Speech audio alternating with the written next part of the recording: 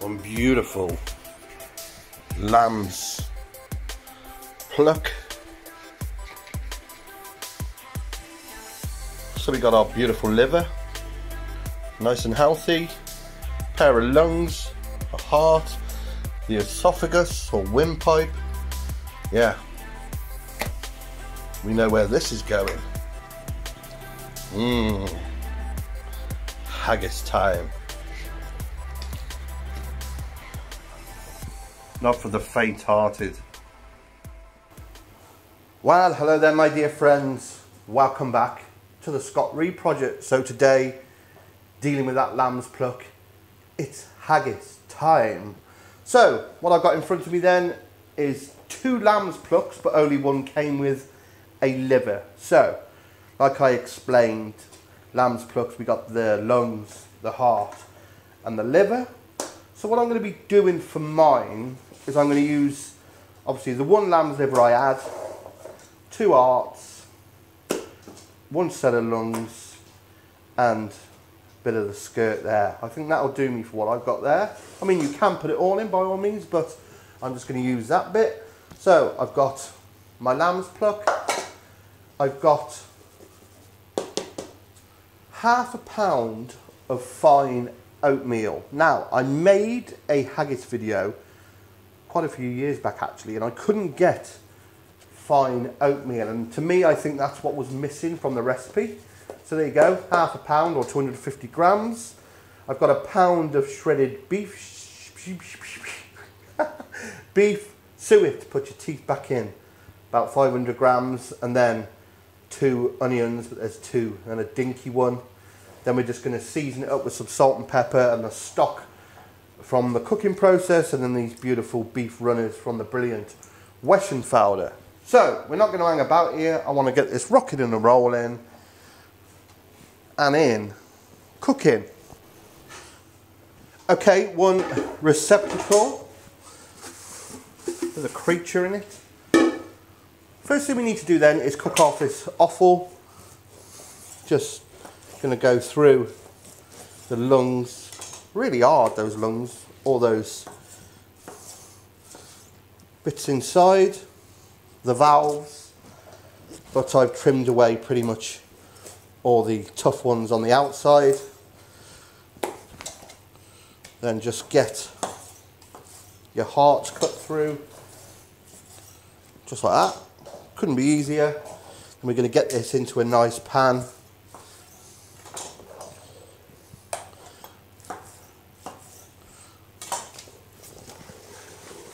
And start the cooking process. Haggisy. Andre. Okay, we don't want to cook the bejesus out of this. So, get it in there. Appetizing, eh? Bring it up to the simmer and we'll simmer it. Nice.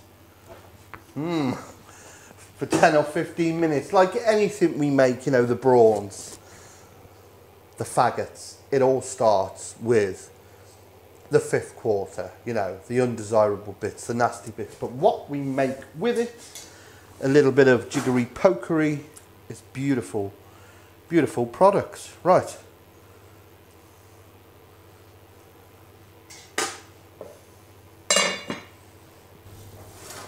Okay, so my offal is cooked, as you can see. Very appetizing. Bits of liver, lungs, hearts. Going to send that through the mincer. First thing I need to do though, this liquor we cooked it in, well, it was water. What's left of it turns into this nice stock. So I'm going to add some to my fine oats. I want quite a thick paste. Oaty goodness.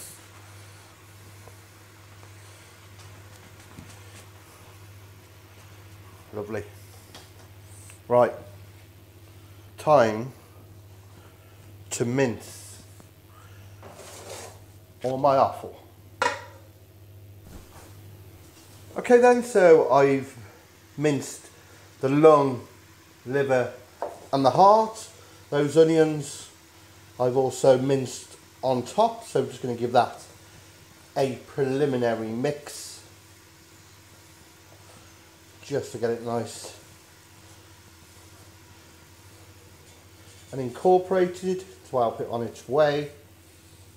Okay, so next in with the suet, the fat content. So get that meshed up.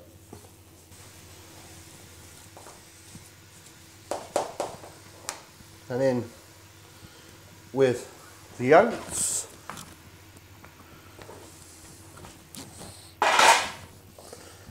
Give it another mix. Add a little bit of that liquor to it, just to let it down a little bit.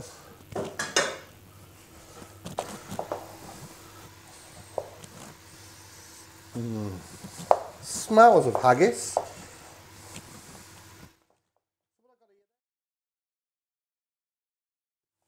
So what I got here then is a tablespoon of salt and a teaspoon of white pepper. Just giving it a mix up there. I'm just going to get it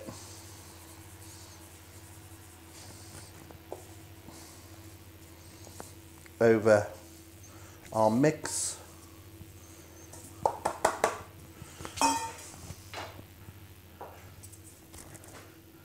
Give it a pinch of nutmeg. Just get our hands in. Right, that goes in the old sausage machine. And we start the fun part. Just put that on, hey, use it up. Okay, now time for the fun part. Let me just wind that on a bit. Nice and gentle. Slowly, slowly, catchy monkey. That'll do. Right, I'm using ox runners, beef runners. You can use beef bungs, sheep stomach, an old football, whatever you fancy. So, you put it on. Don't think I'm going to need all this. Obviously it'll only take so much on the spindle. So I'm going to leave that much because I want to be able to tie these off. So just gently going to fill it.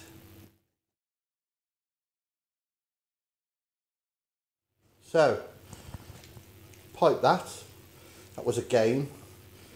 Didn't have me clamps to hold me the sausage machine, so I had to use a bit of brute force and ignorance. So want to tie these into little rings, like anything like this. Sausages, black puddings, white puddings. You do not want to be overfilling.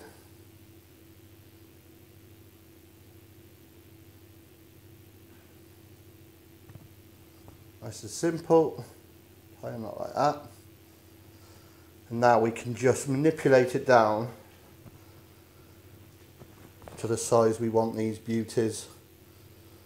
So they can take quite a bit of stick, these beef bungs. So I'm thinking, let's get that out of the way so you can see. I'm thinking something like that maybe. So it's got a little bit of room to expand.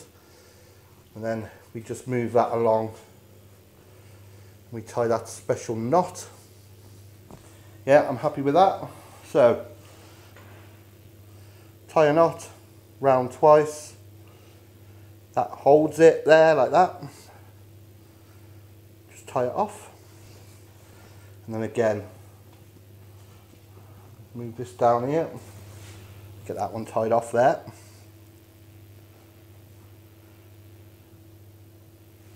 Round twice.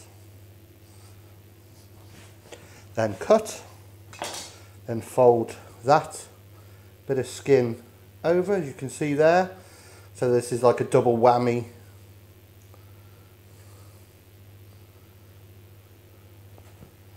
Guaranteed, hopefully, to stay in, he says. So just fold that back over the original knot. Bit fiddly. Once you get it started, you're in.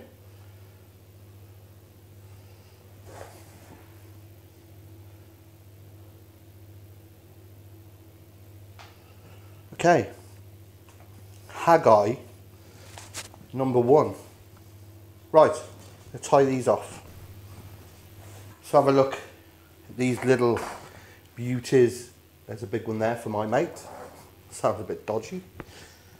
I'm going to get them on my rack and gently lower them into the sous vide machine, nice and gentle. Come on in. The water's beautiful. So it's set at 85 degrees. Just lower them in gently.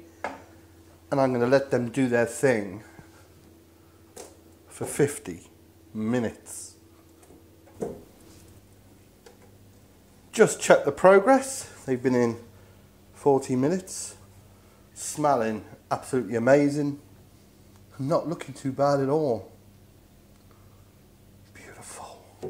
It's a thing of beauty, man. I can see clearly now the steam has gone. Look at these. Right. I'm going to get those into a bowl of ice cold water. So this water then, it's just been sat in the fridge in the chiller. Nice and cool. Get these in. Just let them drop in temperature. Oh, they're looking good, aren't they? They is looking tip top.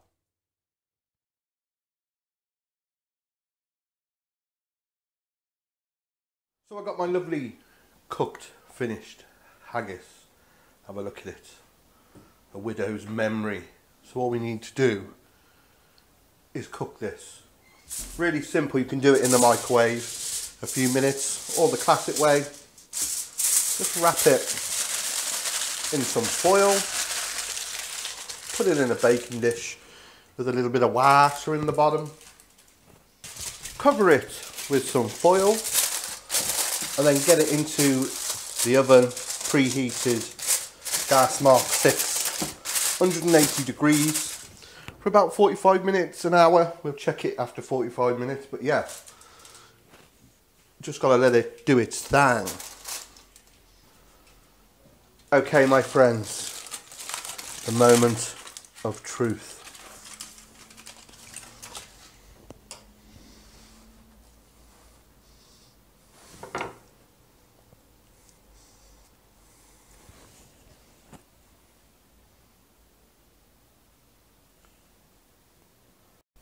Now, granted, this is not the most sexiest looking food. This is just the way it is. You split it open, but just have a look at that. Now the crazy thing about this is it doesn't taste awfully. It's so good. So bearing in mind then that this one was made with fine oats, you can make it with pinhead oatmeal, or if you can't get pinhead oatmeal or fine oats, as a last resort, just normal flaked oats. So this beautiful dish is normally served with neeps and tatties. Neeps being the turnips, meaning Swede, get your head around that, and the tatties is just mashed potato. So basically they'd bring this out, open it up like that, get a portion on a plate with some neeps and some tatties and then a whisky sauce over the top. Here's a little clip of one of my dishes, which was absolutely gorgeous, made with haggis. All I've done is put it into a square form and then just laid it up. It looks absolutely superb.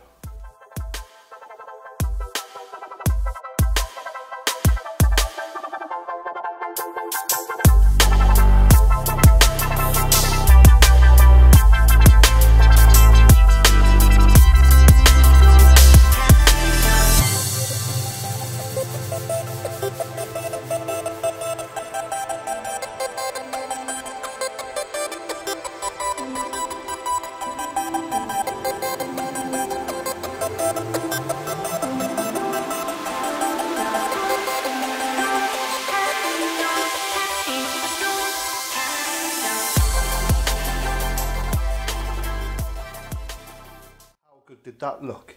Anyway, my friends, that's the humble haggis, turning sheep's intestines, I suppose, for want of a better word, into something that, believe me, tastes far better than it looks. So if you like what you're seeing here today on the SRP, please click subscribe when my face comes up down here somewhere. Also check me out on my social media, Facebook, Instagram and Twitter at the Scott Reed Project. And if you'd like to help the channel along, quite a few of you beautiful people are, check out my Patreon page. So until next time, my friends, if you can get a hold of a sheep's pluck with the lungs, give it a go. Trust me, you are making a traditional Scottish meal that is absolutely delicious. Take care.